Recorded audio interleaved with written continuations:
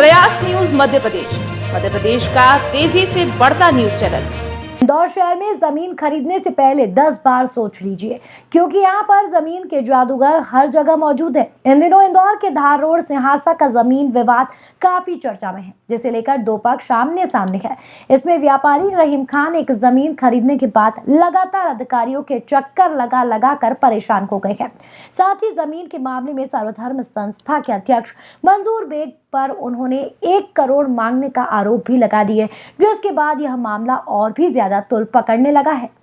बुधवार को रहीम खान जमीन के वास्तविक मालिकों के साथ उपस्थित हुए और उपस्थित होकर बेबाकी से उन्होंने सभी सवालों के जवाब दिए और विरोधी पक्ष के खिलाफ सबूतों के आधार पर अपनी बात भी रखी। उन्होंने बताया कि जो अपने आप को जमीन का असली मालिक बता रहा है वो जफरुल्लाह पुलिस से भागा हुआ मुजरिम है और उसके परिवार के लोग उसके साथ मौजूद है। रहीम खान ने बताया कि सिंहासा स्थित उक्त 50 बीघा जमीन के 3 मूल मालिक परिवारों के अंतर्गत 20 बीघा और 15 बीघा, इस प्रकार 50 बीघा के कुल 15 मालिक है, जिनमें से 14 मालिक तो एक मत है, किंतु एक जफरुल्लाह जिसने अपने हक की 3.5 बीघा जमीन को लेकर उनसे 10 करोड़ रुपए चेक और नकदी से लेने के बाद धोखाधड़ी करते हुए उक्त जमीन को 2 अन्य लोगों को बेचकर विदेश भाग गया। इसे लेकर पुलिस ने 420 और धोखाधड़ी का प्रकरण भी दर्ज किया है। इस मामले में शाकिर शेरी और एक संस्था के अध्यक्ष मंजूर बेग ने जमीन को विवादग्रस्त बनाने की धमकी देते हुए अड़ीबाजी और ब्लैकमेलिंग करते हुए उनसे 1 करोड़ रुपए की अवैध ढंग से मांग की जा रही है। 2 दिन पूर्व जफरुल्लाह द्वारा जारी वीडियो को लेकर रहीम खान ने कहा कि यह वीडियो देखकर कोई भी स्पष्ट रूप से यह बता सकता है कि जफरुल्लाह उसे दी गई स्क्रिप्ट पढ़कर सुना रहा है।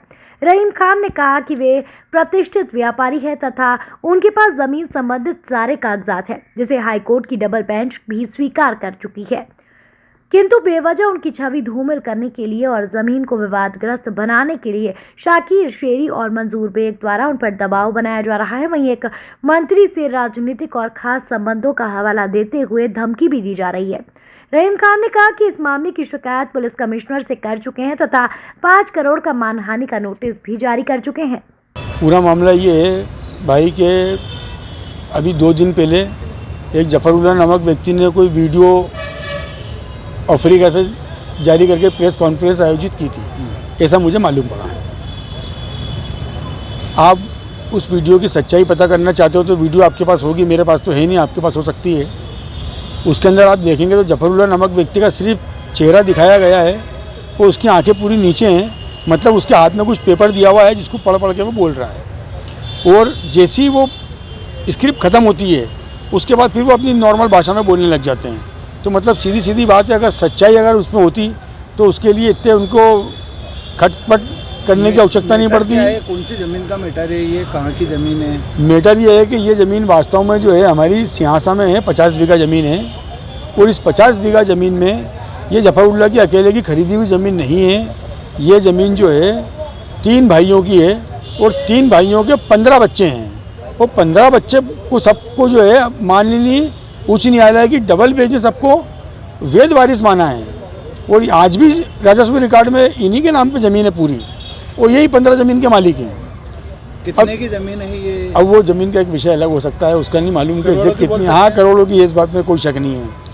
दूसरी बात यह कि भाई जफरुल्लाह बोलता है, शाकिर शेरी, कभी मंजूर बेग बोलता है कि मैंने उनके साथ में धोखाधड़ी करके, भाई एक परिवार के 15 लोग हैं, 15 में से धोखाधड़ी एक से क्यों करी? फिर मैंने करूँगा तो 15 से ही करूँगा ना। फिर ये 14 लोग मेरे साथ में क्यों हैं? आपका रोल क्या था इसके? मैंने ज़मीन खरीदी इनसे, ये सब किसान है, मैंने इनसे ज़मीन खरीदी। उन्होंने बोला है, शोरी ने बोला है कि आपको दलाली के लिए दी गई थी शेरी। अरे ये सामने खड़े हुए बेचने वाले पूछो भाई इनसे, 10-10 करोड़ रुपए इनके हाथ से गिन के उन्होंने किसको दिए हैं पूछो आप इनसे।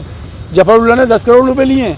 जफरुल्लाह मात्र 4 बीघा ज़मीन का मालिक है, ओनली 3.5 से 4, 3.5 और 4 से भी कम का मालिक है और वो ज़मीन भी जफरुल्लाह ने 4 लोगों को बेच के करीब 15 करोड़ रुपये ले लिए और 15 करोड़ रुपये लेके फरार हुआ है यहाँ से।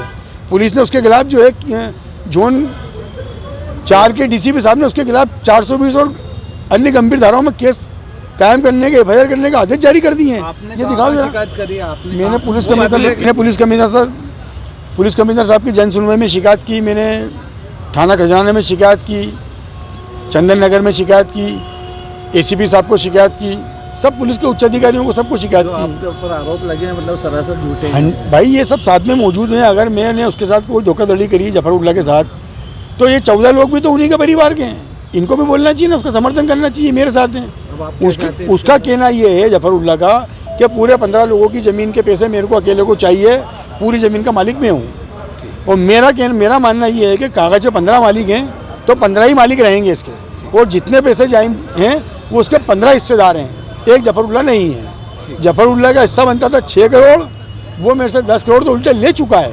इन लोगों के सामने इन्होंने किन के पैसे दिए पूछो आप। और उसी ज़मीन को 2 अन्य जगह और बेच दी जफर ने। वो पैसे भी लेके साथ में फरार हो गया। उस पर FIR कराने के लिए मैं नहीं गया था। जिनको एग्रीमेंट करा उन लोगों ने शिकायत करी पुलिस के उच्च अधिकारियों को। उस पर जांच हुई और DCP जोन क्रमांक 4 के DCP साहब ने इसके खिलाफ जो है गंभीर धाराओं के अंदर मामला दर्ज करने का आदेश जारी कर दिए। ये कॉन्फ्रेंस हमने सियासा की 50 बीघा ज़मीन पे, जिस पर कुछ तथाकथित लोग हमारी ज़मीन को विवादित करना चाहते हैं, उसको लेकर हमने ली है। एक शाकिर शेरी नामक व्यक्ति और एक सर्वधर्म संघ का अध्यक्ष मंजूर बेग नामक व्यक्ति, इन दोनों ने अभी कोई एक जो है 2 दिन पहले आप मीडिया कर्मियों के समक्ष इसने कोई एक वीडियो वार्ता रखी है, कॉन्फ्रेंस वार्ता रखी है। कोई जफरुल्लाह नामक व्यक्ति के बारे में इन लोगों ने वीडियो आपके सामने पेश करी है। जबकि वो वीडियो आपके पास मौजूद है, आप देखिए उस वीडियो को। स्क्रिप्ट लिखी भी इनके द्वारा दी गई और वो स्क्रिप्ट को पढ़ के बोल रहे हैं। अगर वास्तविक स्क्रिप्ट में उसमें कोई सच्चाई होती घटना में, तो भाई उसको लिख के पढ़ने की ज़रूरत क्या थी। अच्छा, फिर उनकी आधी बात की भाषा कुछ और थी जितनी स्क्रिप्ट थी, और उसके बाद वो जनरल लैंग्वेज भाषा में बात करने लग गए। आप लोगों ने सुना होगा और आप सुन लो उसको। तो यही ये बात बताती है कि इनका इस ज़मीन से दूर दूर तक कोई लेना देना नहीं है। हमारी ज़मीन में झगड़ा खड़ा कर रहे हैं। 50 बीघा ज़मीन के 15 मालिक ये बैठे हुए हैं आप सबके सामने। एक एक इंसान के हिस्से में 3.5 सवा 3 बीघा ज़मीन आती है। जफरुल्लाह जो है वो अपनी हिस्से की 3.5 बीघा ज़मीन 3 अलग अलग लोगों को, एक ज़मीन 3 लोगों को बेच चुके हैं और करीब 12-15 करोड़ रुपए लेकर यहाँ से फरार हैं। उनके खिलाफ जिन जिन लोगों ने शिकायत करी है, पुलिस ने इस पूरे घटना की वैधानिक जांच की है। जांच करने के बाद जोन क्रमांक 4 के DCP साहब ने जफरुल्लाह को इस घटना का में जो है लिप्त पाया गया और इसको जो इसके खिलाफ गंभीर धाराओं के अंदर मामला दर्ज करने के लिए, FIR दर्ज करने के लिए आदेश पारित कर दिए। जैसे जफरुल्लाह को इस बात की भनक लगी, वैसे ही यहाँ से फरार हो गया वो, और कम से कम 13 से 15 करोड़ रुपए लेके गया वो। 10 करोड़ रुपए जफरुल्लाह को मैंने खुद ने दिए हैं, चेक से दिए और नकद दिए, और इन सब लोगों के सामने दिए हैं।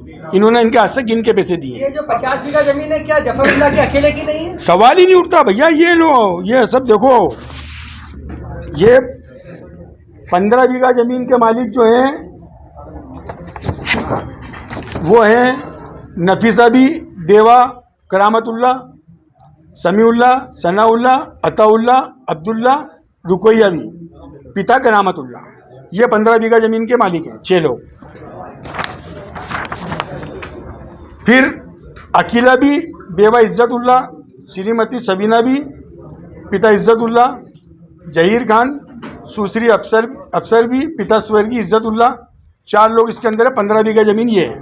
आप जिन लोगों के नाम ले रहे हैं, आपने कहाँ का शिकायत करी?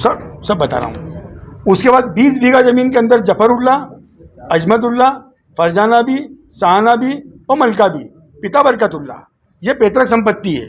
कोई जफरुल्लाह की निजी खरीदी भी नहीं है कि वो खुद अकेले मालिक होंगे। भाई पैतृक संपत्ति के अंदर तो पिता के नहीं रहने के बाद जितने बच्चे सभी की संपत्ति रहती है वो तो उस तरीके से ये 3 परिवार के 15 वारिसों की संपत्ति है और राजस्व रिकॉर्ड में दर्ज है। माननीय उच्च न्यायालय के डबल बेंच ने भी इन सबको अपना वारिस माना इस जमीन का और उसके लिए ऑर्डर पारित किया। ये माननीय डबल बेंच का ऑर्डर है ये। अब मैं इससे ऊपर तो कुछ बोल ही नहीं सकता हूँ। अभी मंजूर बेग का क्या रोल आ रहा है? मंजूर बेग इस पूरी जमीन के अंदर, हमारी जमीन के अंदर आड़ीबाजी करके साकिर शेरी और मंजूर बेग ये दोनों करके ये मुझसे रुपए मांग रहे हैं। कितने रुपए? 1 करोड़ रुपए की मांग करी इन लोगों ने मेरे से। मंजूर बेग का? साकिर शेरी और मंजूर बेग दोनों ने। साकिर शेरी पूर्व से कर रहा है, मंजूर बेग 27 तारीख को इस पिक्चर में आए हैं, 27 अक्टूबर को। आपको किसी प्रकार की धमकियां भी? बहुत तरीके से धमकी दे रहा है। बोला बहुत ताकतवर आदमी है, बड़े बड़े नेताओं से जुड़े हुए हैं और इस केस में बंद करवा देंगे, उस केस में बंद करवा देंगे। तो मेरा कहना यह है कि जिस केस में तुम मुझे बंद करवा सकते हो करा दो। मैं झूठ के आगे कभी समर्पण नहीं कर सकता। वर्तमान में इस जमीन पर किसका कब्जा है? इन सब लोगों का कब्जा है। ये लो, ये सब फोटो खेती, ये रोज अभी चलो आप सब पूरे मीडिया कर्मियों को साथ में लेके चलता हूँ मैं। ये आप फोटो देखिए, जफरुल्लाह इन्हीं के परिवार का व्यक्ति जफरुल्लाह इन्हीं के परिवार का व्यक्ति है और इन सब लोगों की संपत्ति 14 लोगों की खुद हड़प करना चाहता है। जफरुल्लाह दुबई में बैठ के अपना वीडियो भेजा है, क्या फरारी काट रहे हैं वहाँ पे? फरारी काट रहे हैं वहाँ पे। ये देखो ना भाई, मेरी बात को तो झूठ, आप झूठ मानो, आप सच तो ये पेपर को मानो, ये एविडेंस समझ लोगे। 1 मिनट के लिए मैं झूठ बोल रहा हूँ भाई। ये देखो पुलिस ने जो है जोन क्रमांक 4 के डीसीपी साहब ने जब उनके खिलाफ ऑर्डर जारी कर दिया, आदेश पारित कर दिया कि इनके खिलाफ गंभीर धाराओं में मामला कायम किया जाए, क्योंकि इनने 3 लोगों के साथ धोखाधड़ी करी है। जैसी भनक लगी वो यहाँ से फरार हो गए। ये मानहानि का जो नोटिस एक दूसरे ये मेरे पास मानहानि का अभी तक किसी ने कोई नोटिस नहीं दिया, उल्टा मैंने इनको दिया क्योंकि मैं व्यापारी हूँ। जिस अंतिम और आखिरी है, आप मीडिया कर्मियों से भी विनम्र निवेदन है कि अगर इस मामले को लेकर आगे कोई पत्रकार वार्ता करे तो भाई इससे पेपर ज्यादा हमारे पास कुछ हो नहीं सकते हैं। 3 घंटे बाद वो भी एक प्रेस कॉन्फ्रेंस आन दो, बिल्कुल लेने दो, कोई दिक्कत नहीं है। लेकिन ये माने उच्च न्यायालय के डबल बेंच के ऑर्डर के ऊपर तो मैं तो नहीं जा सकता हूँ यार भैया। वो जा सकते हो तो जाएं, मुझे नहीं जाना है यार। मैं तो न्यायालय के फैसले का और आप मीडिया कर्मियों का बहुत सम्मान करता हूँ।